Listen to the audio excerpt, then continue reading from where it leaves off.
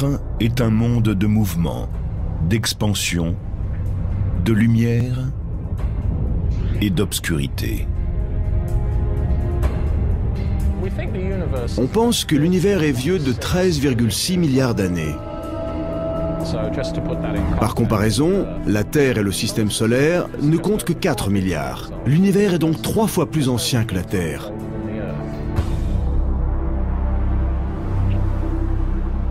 Aux confins du vide interstellaire, les étoiles distantes les unes des autres sont rassemblées par la force de la gravitation, dont la poigne de fer s'exerce sur de grandes distances.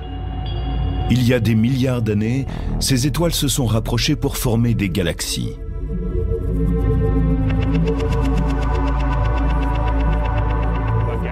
Une galaxie est un rassemblement de centaines de milliards d'étoiles. Elles sont éloignées les unes des autres et ne se touchent jamais. Si on admet qu'elles font partie d'un même groupe, elles sont en même temps très distantes. Les galaxies me stupéfient. Ce sont des monstres. Elles sont incroyablement énormes. En admettant que le Soleil soit de la taille d'un point sur une page, le point du i par exemple, qu'il soit grand comme ça, notre galaxie, elle, serait de la taille des États-Unis. Elles sont gigantesques. Les astronomes ont toujours su que ce ruban d'étoiles et de poussière, qui semblait encercler le ciel au-dessus d'eux, avait quelque chose de remarquable. Voici notre galaxie, une traînée blanche appelée la Voie lactée.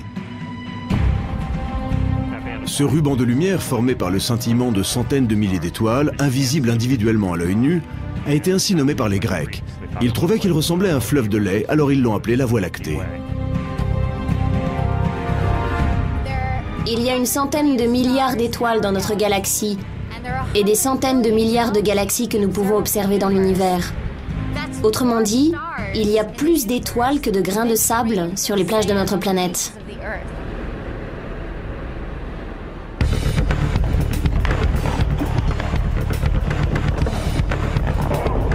Pour comparer l'univers et ses galaxies, imaginez que l'une d'entre elles soit de la taille d'un palais de hockey de quelques centimètres de diamètre et qu'elle soit éloignée de la suivante d'une distance équivalente à quelques palais. Et de même pour la suivante, si bien qu'on a un palais ici et un palais là.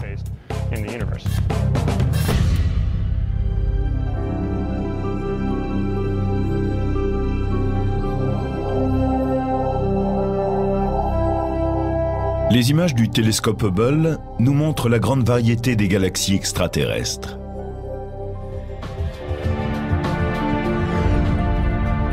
Voici la galaxie du Sombrero, connue aussi sous le nom de M104. C'est l'un des objets les plus massifs d'un groupe gigantesque de galaxies. Sa masse équivaut à 800 milliards de fois celle du Soleil.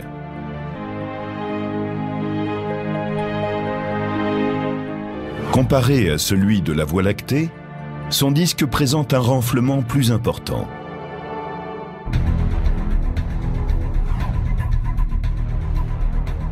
Cette image de la galaxie du Sombrero est un exemple parfait de ce que l'on obtient en combinant les possibilités de 3 des plus grands télescopes dont nous disposons à l'heure actuelle. L'observatoire spatial à rayons X Chandra a pris une image des rayons très puissants émis par la galaxie du Sombrero. Le télescope Hubble, lui, a pris une image optique de la lumière qui parcourt des années-lumière avant de parvenir à la Terre. Et le télescope spatial Spitzer a saisi une vue infrarouge qui montre la chaleur dégagée par la galaxie du Sombrero. Assemblées, ces 3 images nous donnent un aperçu étonnant et tout à fait inoubliable de cette formation située à 28 millions d'années-lumière. Voici M51, une galaxie spirale ou tourbillon dont les bras spiraux s'enroulent en vrille comme une barbe à papa. Le centre abrite une telle densité d'étoiles que quiconque vivrait sur une de ces planètes serait sous un ciel constamment brillant, nuit et jour.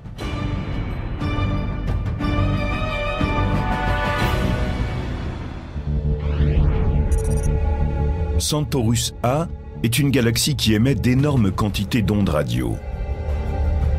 On peut la considérer comme une station radio interstellaire. Elle envoie en permanence un signal à travers l'univers, chaque jour et toute la journée.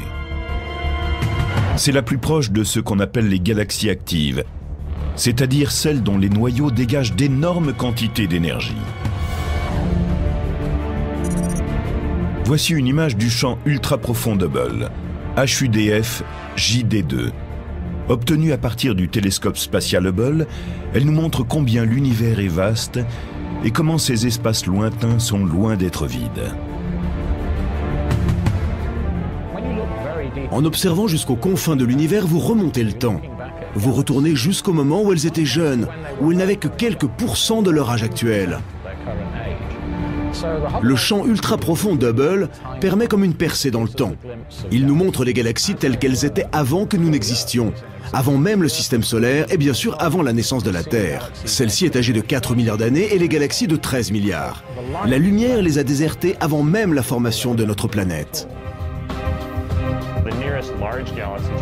La grande galaxie qui est la plus proche de la Terre, la galaxie d'Andromède, est distante de près de 2 millions d'années-lumière. Donc la lumière venue d'Andromède met 2 millions d'années pour arriver chez nous. Si bien que quand on observe cette galaxie, on la voit telle qu'elle était il y a 2 millions d'années. Et c'est une des plus proches de nous. En regardant plus loin dans l'espace, on remonte plus loin dans le temps.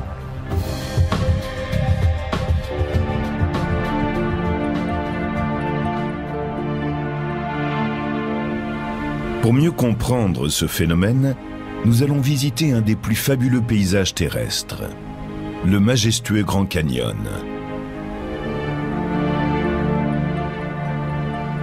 Quand vous regardez les couches en partant du haut vers le bas, vous voyez des pierres de plus en plus vieilles. Donc on peut dire quel était leur environnement. Ainsi, on peut découvrir l'histoire géologique de cette région et ce qu'était notre planète il y a des millions d'années.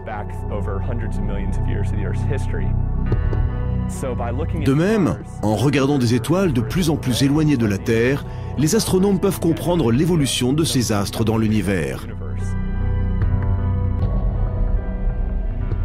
Depuis les premiers jours de l'astronomie galactique, les observateurs ont remarqué que les galaxies avaient une grande variété de tailles et de formes. Les deux principaux types de galaxies sont les galaxies spirales, comme notre Voie lactée, qui possèdent des bras spiraux sur un disque fin, et les galaxies elliptiques, qui sont sphériques ou en ellipse et qui n'ont pas de bras. Les galaxies spirales comprennent beaucoup de gaz et de poussière, et de nouvelles étoiles s'y forment aujourd'hui encore. Les galaxies elliptiques, par contre, semblent avoir achevé il y a bien longtemps de produire des étoiles. Il existe aussi des galaxies, qu'on appelle irrégulières, qui comprennent généralement beaucoup de gaz et de poussière, mais sous forme de jolies spirales.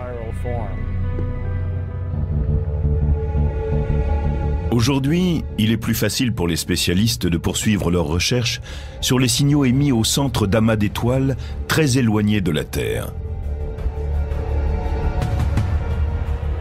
Car des noyaux instables et tumultueux évoluent au centre de nombreuses galaxies extraterrestres. Ils génèrent une énergie qui peut dépasser celle produite par l'ensemble des étoiles de leur galaxie. Ce sont les noyaux galactiques actifs.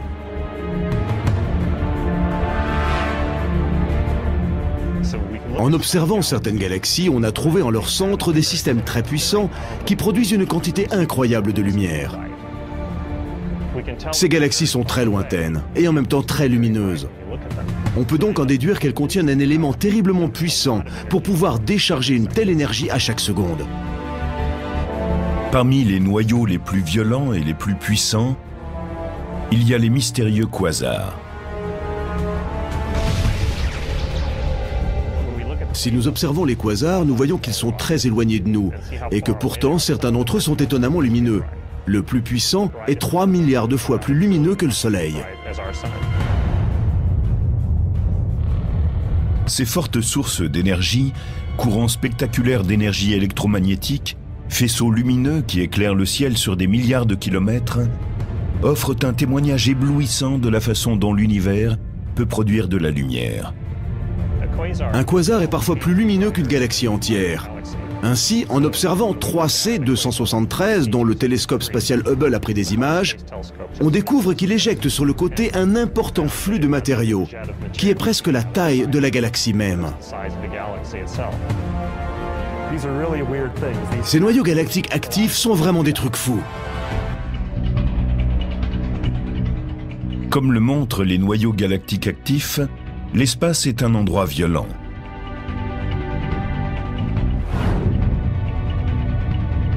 Et de temps en temps, une énorme collision se produit dans notre jardin. Le coupable de ce choc est une galaxie appelée la galaxie naine du Grand Chien.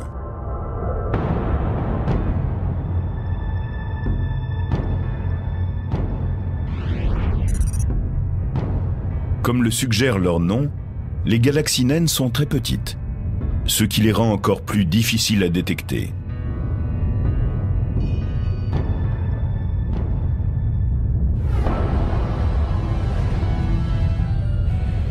Aujourd'hui, la galaxie naine du Grand Chien met le cap sur la Voie lactée. Lorsque deux galaxies entrent en collision, la force de gravitation est un obstacle à toute tentative pour échapper à l'événement. Quand une petite galaxie arrive trop près d'une grande, les effets de marée peuvent l'étirer ou la déformer. La force d'attraction gravitationnelle de la plus grande va pousser et tirer les étoiles de la plus petite. On peut donc dire qu'une série de galaxies est un peu comme une série de palets lancés sur la glace dans un espace donné et qui se déplacent en se respectant l'un l'autre. Elles sont toujours à deux doigts d'entrer en collision. Maintenant, quand cela arrive, la galaxie est déformée et étirée. Car celles-ci sont solides. Elles se composent de milliards d'étoiles séparées et chacune d'entre elles est sous l'influence des autres à travers la gravitation. Elles se distordent et génèrent des phénomènes d'attraction. C'est de cette façon que des étoiles, projetées loin d'une galaxie extraterrestre, peuvent continuer à briller à travers l'espace, parcourir des millions, voire des milliards de kilomètres, pour finir par se mêler à la nôtre.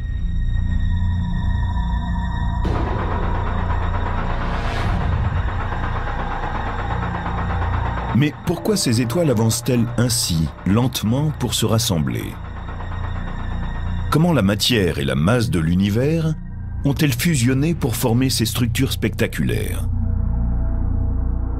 Pour trouver une réponse, nous devons remonter le temps, partir des millions et même des milliards d'années en arrière, pour atteindre enfin un lieu où la matière, l'espace et le temps sont compressés et compactés en un point infiniment petit.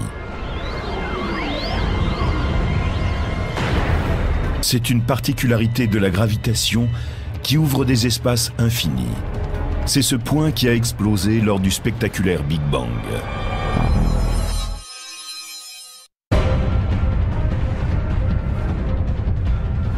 Il y a longtemps, la matière et l'énergie qui composent les galaxies extraterrestres n'étaient pas très éloignées.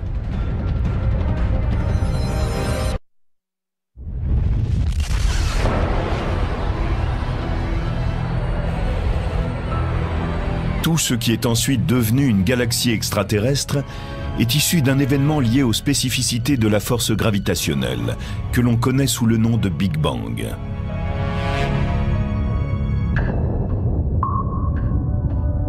Si nous repassons à l'envers le film de l'histoire de l'univers, nous arrivons à un point où la densité est très forte.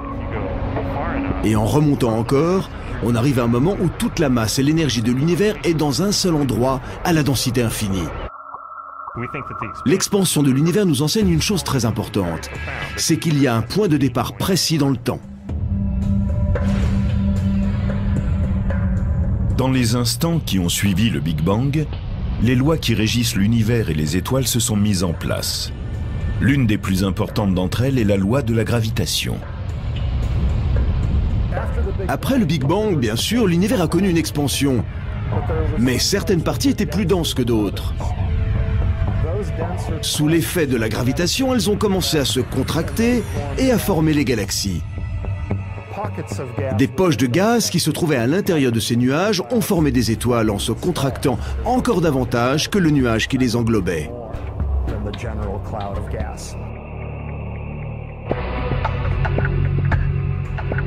Il a fallu des centaines de millions d'années pour que la première galaxie soit entièrement formée.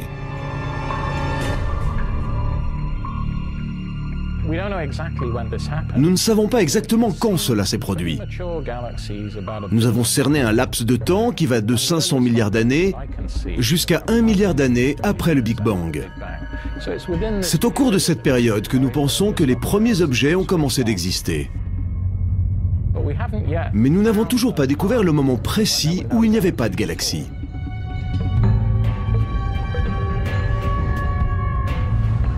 Pour en apprendre davantage sur les galaxies extraterrestres, il faut d'abord résoudre les nombreux mystères qui entourent encore la place de la Voie lactée dans l'univers.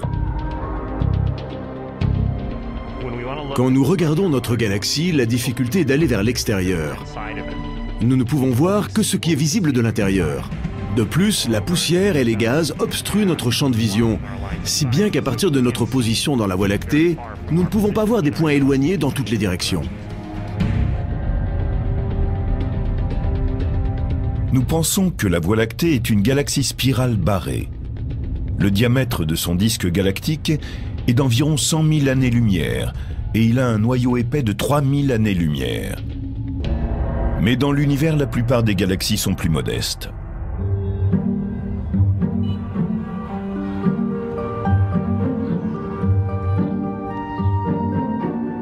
La Voie lactée et un certain nombre de galaxies extraterrestres ressemblent à des villes avec un noyau central dense et des banlieues plus espacées.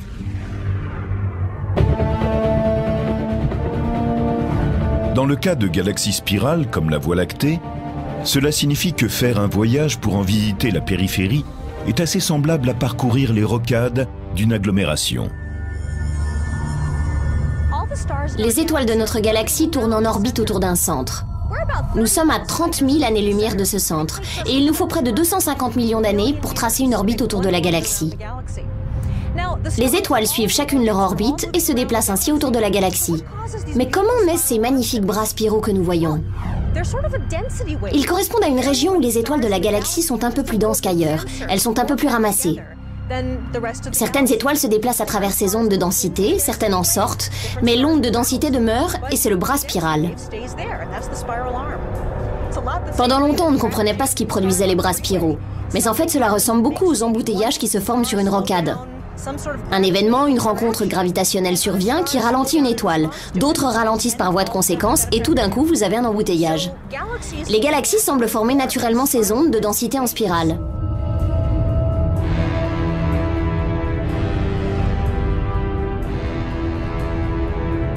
À 2,5 millions d'années-lumière de là, une autre galaxie menace la nôtre. Elle tourbillonne et garde un œil vigilant sur la Voie lactée. Cette partenaire de notre galaxie, notre voisine la plus vaste, a pour nom M31. Mais elle est plus connue sous celui d'Andromède.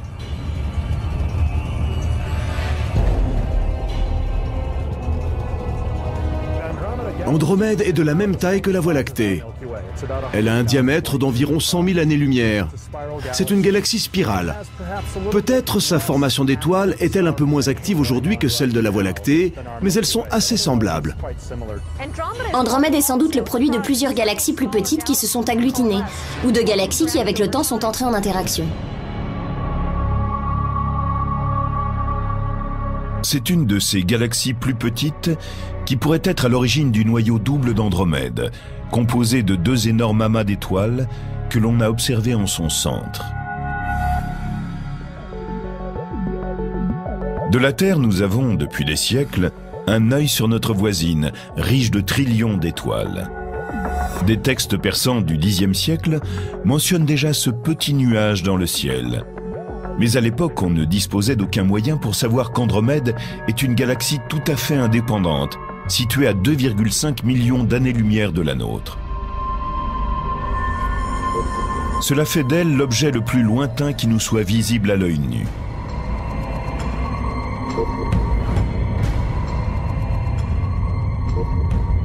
La Voie lactée est capable d'absorber l'impact provoqué par la collision avec une galaxie naine.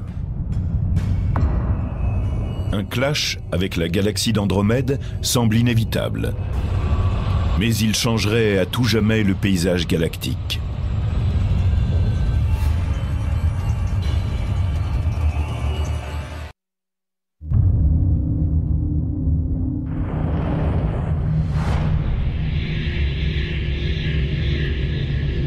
La gravitation, la force la plus répandue dans l'univers, rapproche sans cesse les deux galaxies.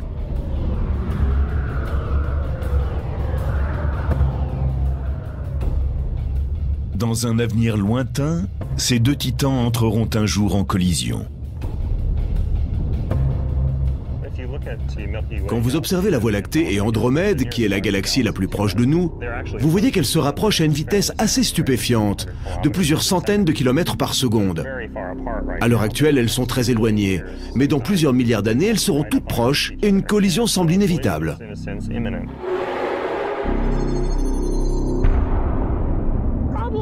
Il est peu probable qu'une étoile en frappe réellement une autre. Il y a tellement d'espace entre elles. Mais quand Andromède entrera en collision avec nous, cela aura un impact considérable sur la Voie lactée. Certains objets célestes seront projetés dans le grand trou noir qui se trouve en son centre. Certaines étoiles seront arrachées et jetées dans l'espace. Ce sera dramatique. Notre ciel nocturne changera entièrement. Le mouvement constant des galaxies extraterrestres et les espaces de temps évoqués rendent tous ces événements difficiles à appréhender.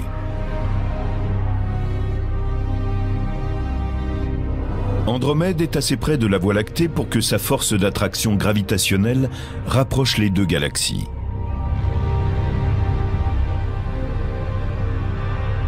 Mais la plupart des galaxies extraterrestres que nous voyons s'éloignent en se déplaçant.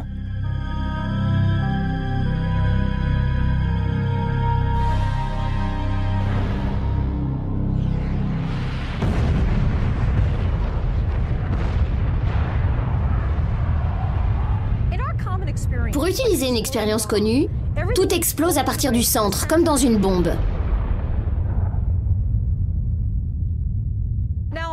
Maintenant, y a-t-il un centre qui soit vide dans l'univers? Sommes-nous sur une galaxie qui filerait comme un obus, loin du lieu de son explosion? Non. Et c'est cela qui est stupéfiant. Dans notre univers, l'espace même est en expansion. Chaque petit morceau d'espace, celui qui est là entre mes mains, est soumis à une pression interne qui le pousse à se dilater. C'est celle-ci qui a été détectée pour la première fois par l'astronome Edwin Hubble et qui est à l'origine d'une grande partie de l'astronomie moderne. L'univers se dilate avec le temps et l'espace lui-même se développe. Maintenant, prenons un exemple unidimensionnel comme celui-ci. Disons que nous avons là un univers dans lequel les balles de ping-pong placées le long de ce tuyau en caoutchouc sont les galaxies. Je peux étirer le tuyau et alors toutes les galaxies s'écartent les unes des autres. Vous voyez? En fait, si nous concentrons notre attention sur celle qui est la plus éloignée, nous voyons qu'elles se déplacent plus vite que celles qui sont plus rapprochées. Parce qu'il y a plus d'espace entre elles. Il y a plus de tuyaux entre celles-ci et celles qui sont éloignées qu'entre celles-ci et ses voisines. Cela reflète bien ce que l'on observe avec Hubble. À un moment donné, les galaxies les plus distantes se déplacent plus vite que les galaxies voisines. Notons aussi qu'aucune galaxie ne peut se proclamer le centre de l'univers. Il est certain que du point de vue de celle-ci, les autres semblent toutes s'éloigner. Mais si je me mettais sur celle-là, je dirais de même que les autres galaxies se déplacent en s'écartant d'elle. Donc, quelle que soit la galaxie où vous êtes, vous voyez les autres s'éloigner de vous. C'est ce qui arrive dans un univers en constante expansion. Aucune galaxie ne peut prétendre être le centre de l'univers.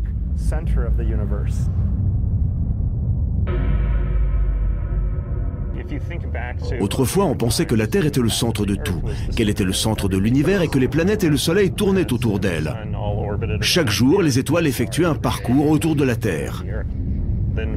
Ensuite, on a découvert que le Soleil faisait partie des nombreuses étoiles et qu'il tournait dans l'univers. Mais la découverte d'Hubble nous a appris que non seulement notre planète était une planète parmi d'autres, que le Soleil était une étoile parmi les autres, mais aussi que notre galaxie était une galaxie parmi toutes celles qui existaient.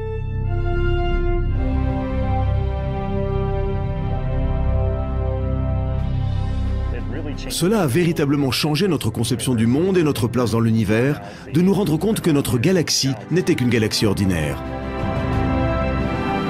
Que trouve-t-on dans notre voisinage? Partons à la rencontre des galaxies de notre région, un groupe en constante expansion. Les galaxies qui nous entourent forment un petit groupe d'une trentaine de galaxies. La Voie lactée et Andromède, appelées aussi galaxie M31, sont les deux plus importantes. La plupart des autres sont de petites galaxies naines.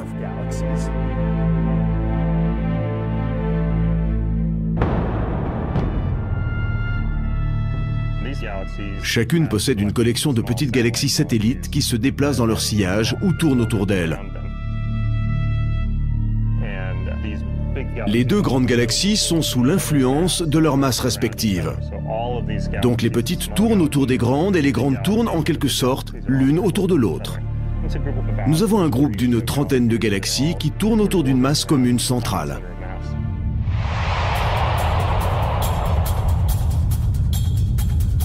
Les deux galaxies naines les plus connues de ce groupe sont appelées nuages de Magellan.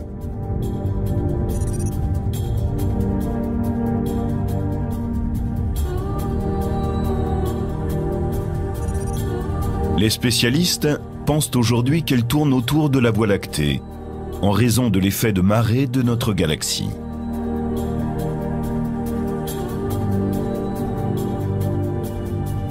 La gravitation est bien entendu à double sens. On pense aussi que la force gravitationnelle de ces nuages de Magellan aurait déformé certaines parties de notre disque galactique.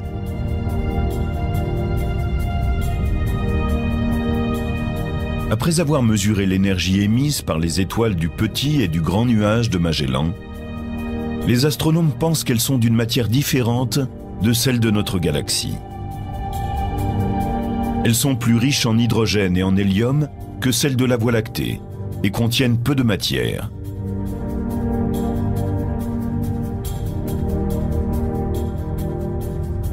Les spécialistes pensent que cela prouve que les étoiles des nuages de Magellan sont plus récentes.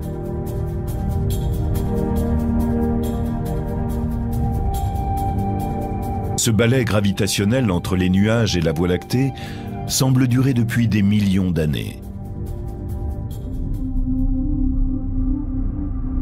Mais pendant ce temps, un autre affrontement plus mystérieux se poursuit au centre de notre galaxie.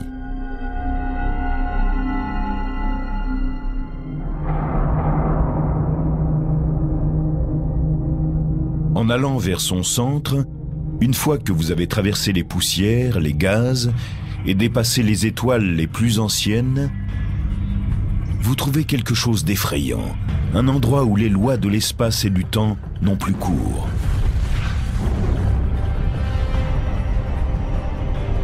Au cœur de la Voie lactée, comme peut-être au cœur de toutes les galaxies extraterrestres, est tapi un animal gigantesque à l'appétit féroce. Une bête sauvage à laquelle rien ne peut échapper.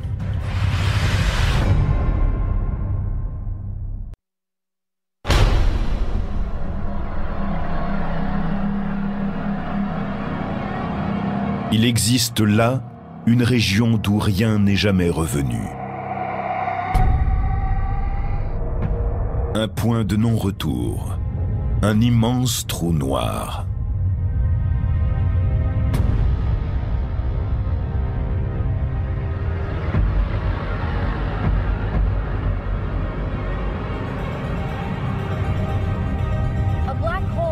En astrophysique, un trou noir est un objet massif dont le champ gravitationnel est si intense qu'il empêche toute forme de matière ou de rayonnement de s'en échapper. Même la lumière n'a pas suffisamment d'énergie pour cela. Les trous noirs peuvent se former, soit lorsqu'une étoile massive explose à la fin de sa vie,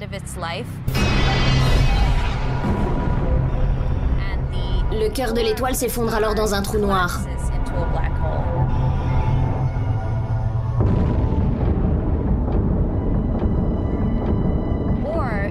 Où on trouve aussi des trous noirs de masse gigantesque au centre des galaxies.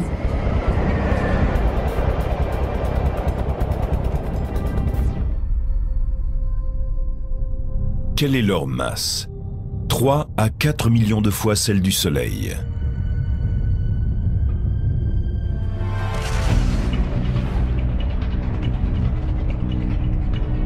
Parfois, les trous noirs avalent des étoiles entières, ce qui provoque des explosions violentes qu'on appelle les sursauts gamma. Pour émettre un rayon gamma, un objet doit avoir une température de milliards de degrés, voire plus. C'est une chaleur incroyable.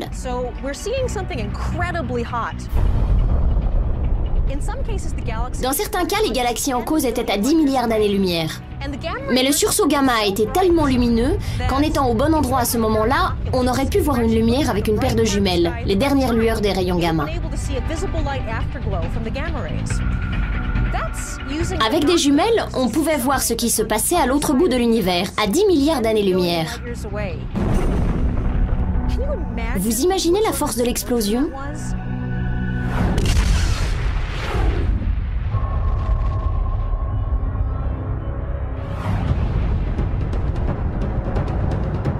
S'il y a un trou noir massif au centre de notre galaxie, des gouffres similaires se cachent-ils au centre de toutes les galaxies extraterrestres? Tout récemment, en observant les galaxies voisines, nous avons découvert que la plupart d'entre elles semblaient avoir en leur centre d'immenses trous noirs qui seraient des millions, voire des milliards de fois plus grands que le Soleil. Il semble que ce soit un phénomène très répandu.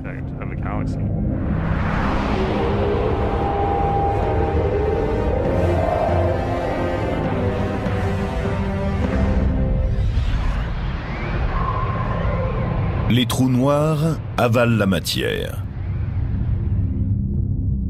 Mais moins de 1 à 1,5% de notre univers serait constitué de matière observable, telle que les étoiles, les planètes, les gaz et les poussières.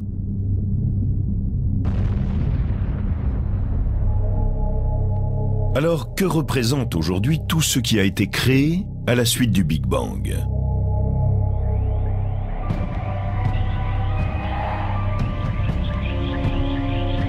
De quoi sont réellement constituées les galaxies extraterrestres? Les spécialistes soupçonnent l'existence d'une mystérieuse substance appelée matière noire ou matière sombre. La matière noire est quelque chose de fantastique. Nous savons que cela existe. Nous savons qu'elle influe sur les éléments par la gravitation. Une des meilleures preuves de son existence, c'est que les galaxies spirales tournoient plus vite qu'elles ne devraient le faire, à moins qu'une matière invisible ne les y aide.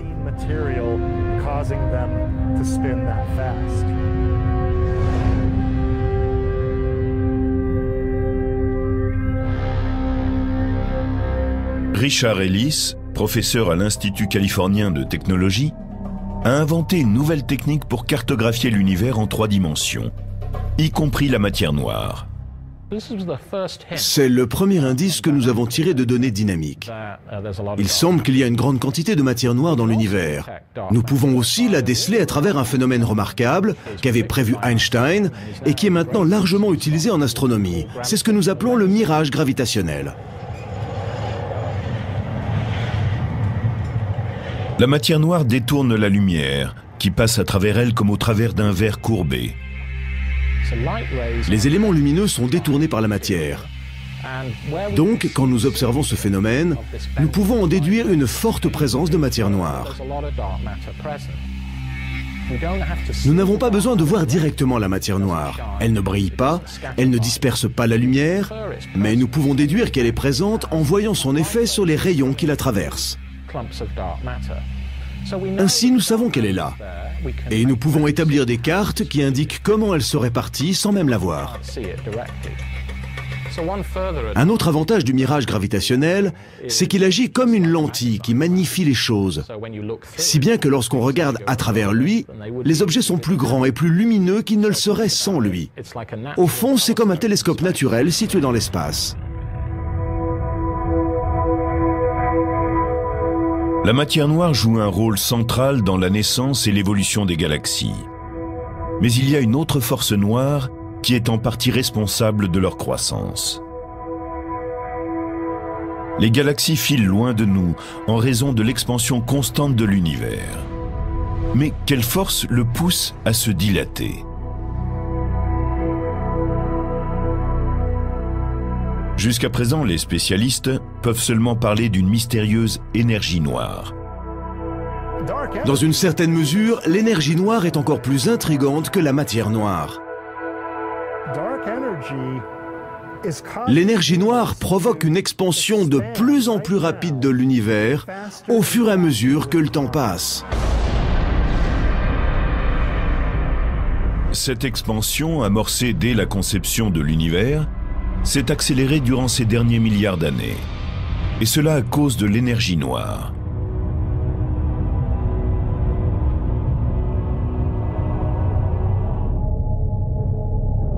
Par nature, la force gravitationnelle, qui rassemble les galaxies, faiblit avec le temps et l'espace entre elles s'agrandit. Donc, au lieu d'avoir simplement une poussée gravitationnelle qui ralentirait l'expansion de l'univers, l'énergie noire accélère cette expansion. Et elle fait cela depuis 4 ou 5 milliards d'années.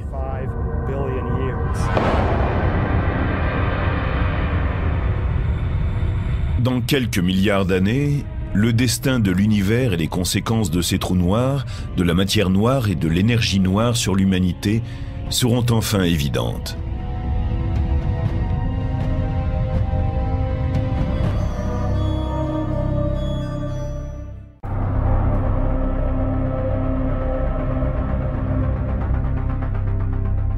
Quand une étoile se rapproche du trou noir, au centre de la galaxie extraterrestre, surgit le chaos.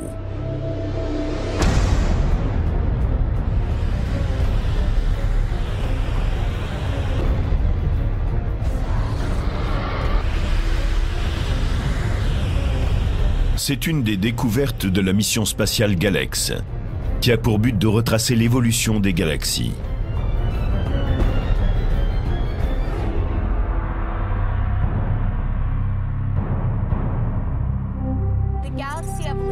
Le Galex lui-même est un télescope qui observe l'univers sur des longueurs d'onde ultraviolettes.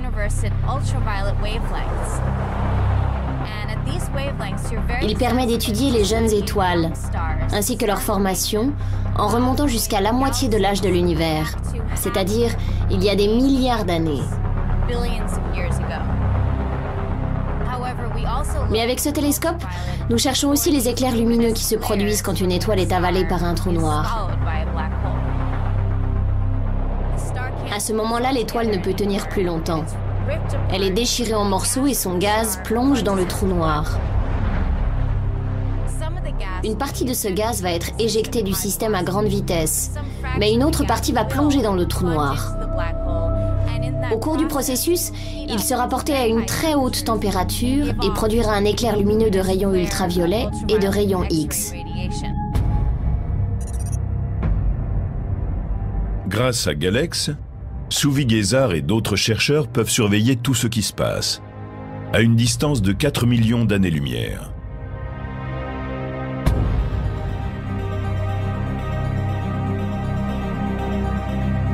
Galex, Hubble et le télescope spatial Spitzer auront bientôt un nouveau voisin, conçu pour prendre des images de galaxies extraterrestres. Le télescope spatial James Webb doit être lancé en 2013. Il est conçu pour fonctionner dans les gammes d'ondes du proche infrarouge et de l'infrarouge moyen, ce qui n'a jamais été fait auparavant. Ainsi, les chercheurs espèrent-ils voir le centre de la Voie lactée au travers des poussières et des étoiles qui leur bloquent la vue. Et ils auront une image plus complète non seulement de notre galaxie, mais de toutes les galaxies extraterrestres.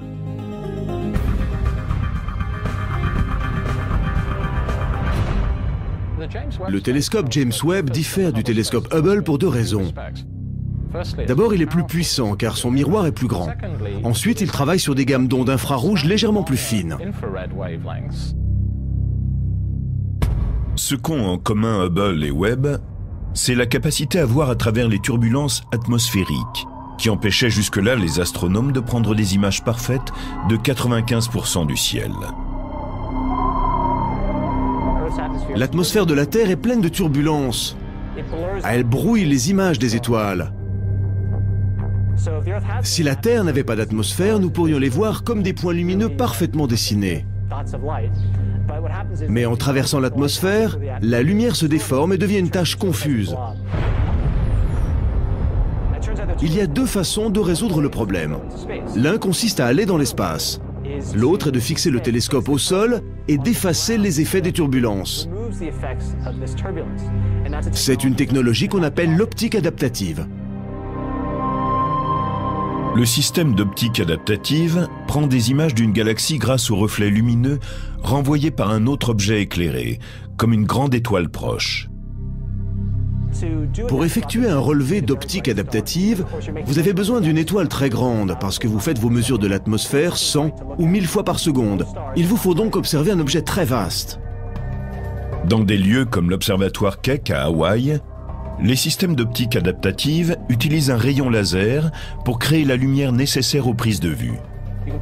Vous pouvez le diriger vers n'importe quel point du ciel. Et au lieu de n'en voir qu'1%, vous en verrez quasiment la totalité.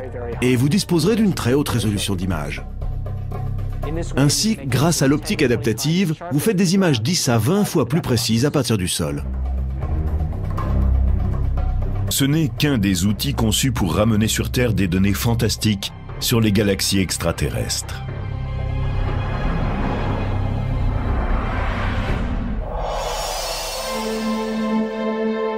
Bien sûr, l'univers abrite beaucoup d'objets plus grands que la Terre, plus vastes que le système solaire, plus étendus que notre galaxie. Quand on se rend compte que la Voie lactée n'est qu'une des centaines de milliards de galaxies de l'univers observable, on se sent tout à coup une petite partie de quelque chose de beaucoup plus vaste que notre planète Terre. Qu'on le veuille ou non, notre place dans l'univers correspond à un point qui serait sur un point, qui serait lui-même sur un autre point, situé sur un minuscule oasis de vie bleu-vert qui flotte dans le vaste océan des galaxies extraterrestres.